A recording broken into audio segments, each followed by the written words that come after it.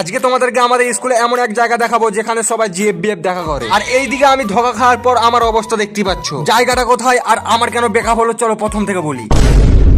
Hello single ভাই ব্রাদাররা, তোমরা সবাই কেমন আছো? স্কুল আসতে না আসতেই একটা মহান ব্যক্তির সাথে দেখা হয়ে গেল। তিনি আর কেউ নয়, আমাদের স্বামী বিবেকানন্দ। আর এই যে দোকানটা দেখতে পাচ্ছ, এই দোকানে সবাই কেনাকাটা করে, কিন্তু আমি তো কেনাকাটা করতে আসছি না, আমি তো চুরি করতে আসছি। অনেক কষ্টের পর একটা টেরি মেরি কুকুরি চুরি করে নিয়েছি। আর চুরি করতে করতে টাইমটা তো পেরিয়ে গেল মনে হয়, স্কুল ক্লাস শুরু হয়ে গেছে মনে হয়। তারপর দেখি না, এখনো স্কুল শুরু হয় না, কারণ আমার এখানে ন্যাংটা কালের বন্ধুগুলো বসে আছে। ওদেরকে ফটো তোলার নাম করে আমি ভিডিও করে নিয়েছি। তারপর দেখো ওরা কি বলছে, আমাদেরকে এভাবে অপমান করলি, সারা জীবন সিঙ্গেল থাকবি। কোনো প্রবলেম নাই। তারপর আমাদের স্কুলে এরকম কি অবস্থা, স্কুলের তো বাইরের দিকটা দেখলে ভিতরের দিকটা এবার দেখো। তারপর আমাদের কিছুক্ষণের মধ্যে আমাদের স্কুলের স্যার চলে আসে। তারপর সবার প্রেজেন্ট নেয়, কিন্তু আমার রোল নাম্বারটা মনে ছিল না, সেই কারণে আমি প্রেজেন্টটা দিতে পারলাম না। আর প্রেজেন্ট না দেওয়ার কারণে আমার স্কুলটা আজকে বেকার হয়ে গেল, কারণ তারা জানবে আমি স্কুল আসি না আজকেও। এভাবে কে কে স্কুল গিয়ে প্রেজেন্ট দাওনি বা রোল নাম্বার মনে নাই, কমেন্টে বলবে। ওইদিকে প্রেজেন্ট নিচ্ছে আর দেখতে পাচ্ছ আমি এদিকে কি করছি, ল্যাবডামি করছি, ল্যাবডামি।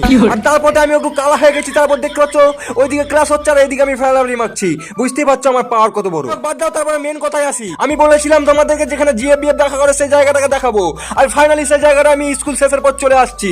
এই যে দেখতে পাচ্ছ এই জায়গাটার মধ্যে জিএফবিএফ দেখা করে আমরাও আসছি।